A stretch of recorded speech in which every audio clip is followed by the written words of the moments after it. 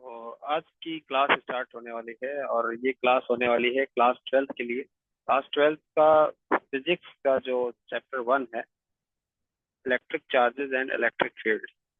तो इसके बारे में हम लोग डिस्कस करने वाले हैं और बहुत ही डिटेल में डिस्कस करेंगे। और चलिए शुरू करते हैं। सबसे पहली चीज इस चैप्टर में पढ़ने के लिए आती है चार्ज। चार्ज क्या है? अगर हिंदी मीडियम वाले स्टूडेंट भी सुन रहे हैं तो चार्ज मतलब आवेश। आवेश किसी भी वस्तु का वह गुण होता है जब उसमें से इलेक्ट्रॉन या तो उसके अंदर आ जाते हैं या उस वस्तु से इलेक्ट्रॉन निकल जाते हैं। और जब इलेक्ट्रॉन का स्थानांतरण होता है यानी कि ट्रांसफर होता है तो उस वस्तु पर चार्ज डेवलप हो जाता है। और चार्ज वह गुण है जो किसी दूसरे चार्ज वस्तु को अपनी तरफ आकर्षित या प्रतिकर्षित करती है, यानी कि अट्रैक्ट करती है या तो रिपेल करती है। तो चार्ज हम कह सकते हैं कि आवेश किसी वस्तु का वह मूलभूत गुण है जिसकी वजह से वह दूसरी वस्तु को अपनी ओर आकर्षित या प्रतिकर्षित करती है। क्योंकि आकर्षण का गुण गुरुत्वाकर्षण के कारण भी हो सकता है, लेकिन आवेश आकर्षित और प्रतिकर्षित दोनों करते हैं। जिस तरह से आपने चुंबक को देखा होगा, मैग्नेट को देखा होगा कि उसका नॉर्थ एंड साउथ पोल होता है। जब लाइक पोल्स एक दूसरे के सामने आते हैं तो वो रिपेल करते हैं और अनलाइक पोल्स आते हैं तो वो अट्रैक्ट करते हैं। इसी तरह चार्ज भी दो तरीके का होता है, एक पॉजिटिव चार्ज होता है और एक नेगेटिव चार्ज होता है। पॉजिटिव चार्ज इलेक्ट्रॉन के निकल जाने से बनता है, क्योंकि इलेक्ट्रॉन पर ऋणात्मक आवेश होता है। और जब इलेक्ट्रॉन किसी वस्तु से निकल जाता है, यानी कि आप मान के चलिए कि ए एक वस्तु है, इसमें से अगर कुछ एन इलेक्ट्रॉन्स निकल गए हैं तो ए पर एन इलेक्ट्रॉन के बराबर ही धनात्मक आवेश आ जाएगा। यानी कि ए पर धनात्मक आवेश डेवलप हो जाएगा। कब? जब उसमें से एन नंबर ऑफ इलेक्ट्रॉन निकल जाए। इसी तरह अगर बी कोई दूसरी वस्तु है और उस पर एन इलेक्ट्रॉन ऐड हो जाए तो उस वस्तु पर उतने ही नेगेटिव, यानी कि एन के बराबर ही नेगेटिव चार्ज आ जाएगा। अब इसकी कैलकुलेशन कैसे की जाएगी? तो चार्ज का एक फॉर्मूला होता है, Q is equal to N E. यहाँ पर एन क्या है? नंबर ऑफ इलेक्ट्रॉन्स है, यानी कि इलेक्ट्रॉनों की संख्या है। और ई क्या है? सबसे मूलभूत आवेश होता है, यानी कि किसी वस्तु पर जो न्यूनतम आवेश आप डेवलप कर सकते हैं वो एक इलेक्ट्रॉन के स्थानांतरण से कर सकते हैं। और एक इलेक्ट्रॉन का जो ट्रांसफर होने पर चार्ज है वो 1.6 गुणे 10 की घात से -19। अगर इलेक्ट्रॉन निकला तो धनात्मक आवेश, और अगर ऐड हुआ तो ऋणात्मक आवेश। इस तरह से Q is equal to N E एक ऐसा फॉर्मूला हो गया आपके पास जिससे आप चार्ज यानी आवेश की गणना कर सकते हैं, या कितने इलेक्ट्रॉन ऐड हुए या रिमूव हुए आप ये भी निकाल सकते हैं। तो इस सिद्धांत को बोला जाता है आवेश का क्वांटीकरण या क्वांटाइजेशन ऑफ चार्ज। आवेश का क्वांटीकरण। आवेश का क्वांटीकरण मतलब कि हम इस बात को फिक्स कर रहे हैं कि किसी भी वस्तु पर जो आवेश आता है वहाँ कहीं ना कहीं इलेक्ट्रॉनों की संख्या पर निर्भर करता है। और कितने ज्यादा इलेक्ट्रॉन वहां से निकलेंगे या ऐड होंगे उस पर आवेश उत्पन्न।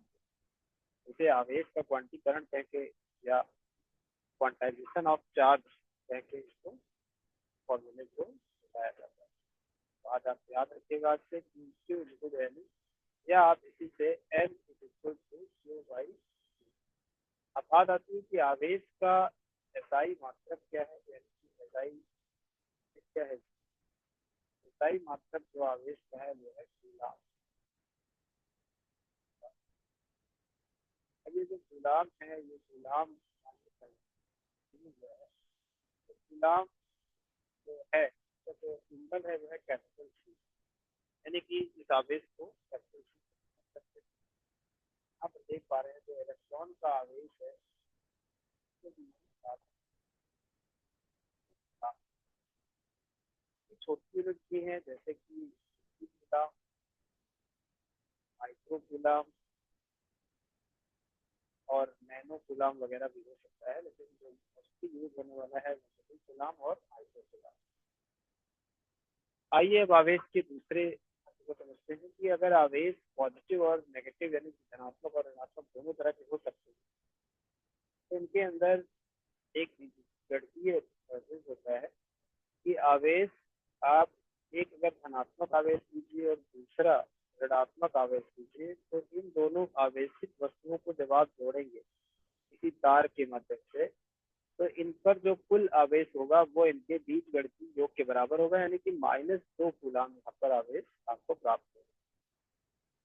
तो हम कह सकते हैं कि चार्जेस जो होते हैं वो एडिटिव होते हैं, इसलिए आप इनको बीज गणितीय योग का नियम लगाकर जोड़ सकते हैं। इसके बाद हम बात कर सकते हैं कि ये जो आवेश होते हैं, ये जो आकर्षण और प्रतिकर्षण बल दिखाते हैं, तो उनके लिए कूलाम ने अपना एक नियम दिया, जिसको हम कहते हैं कूलाम का नियम। तो कूलाम ने क्या नियम दिया? कूलाम के नियम के अनुसार, नियम के अनुसार देखिए, मैं अगर सारी चीजें लिखता रहूंगा तो बहुत ज्यादा लंबा वीडियो हो जाएगा। तो कूलाम के नियम के अनुसार उन्होंने कहा कि जो दो आवेशों के बीच लगने वाला बल होता है, वो इनके आवेशों के, यानी कि जो दो आवेश हम ले रहे हैं Q1 और Q2, उनके बीच लगने वाला बल जो होता है वो इनके गुणनफल के अनुक्रमानुपाती या समानुपाती तथा इनके बीच की दूरी के वर्ग के व्युत्क्रमानुपाती होता है, यानी कि F is directly proportional to Q1 and Q2 upon R square.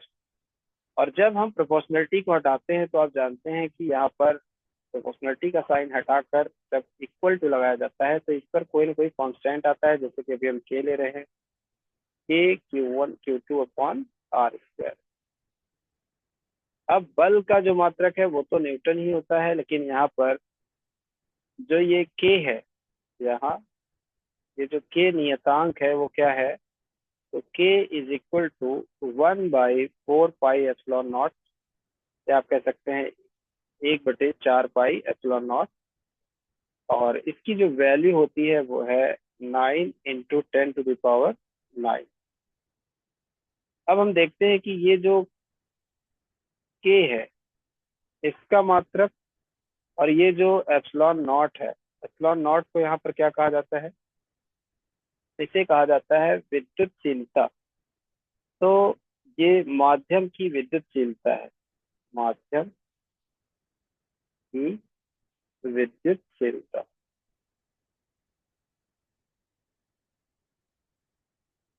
English में इसे कहा जाता है परमिटिविटी ऑफ फ्री स्पेस, यानी कि अगर निर्वात है तो, अब यहाँ पर माध्यम जो है, एक्चुअली माध्यम की जगह हम कह सकते हैं निर्वात की विद्युतशीलता, ना, निर्वात की विद्युतशीलता। और एप्सिलॉन नॉट की वैल्यू भी निकाली जाती है। एप्सिलॉन नॉट की जो वैल्यू होती है 8.85 × 10⁻12। अब यूनिट के बारे में भी हम लोग पढ़ने ही वाले हैं, तो आइए हम देखते हैं इसकी यूनिट कैसे निकालें। तो पहली बात तो ये जो एफ फॉर्मूला है, अब ये क्या बना? F is equal to 1/4 pi epsilon nought Q1 Q2 upon R square. तो ये हुआ कूलाम का फॉर्मूला जो उन्होंने बल के लिए दिया।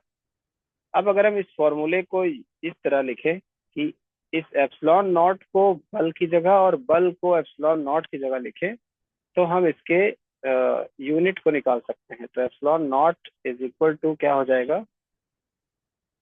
1/4 पाई एप्सिलॉन की जगह अब आ जाएगा एफ और Q1 Q2 upon R square.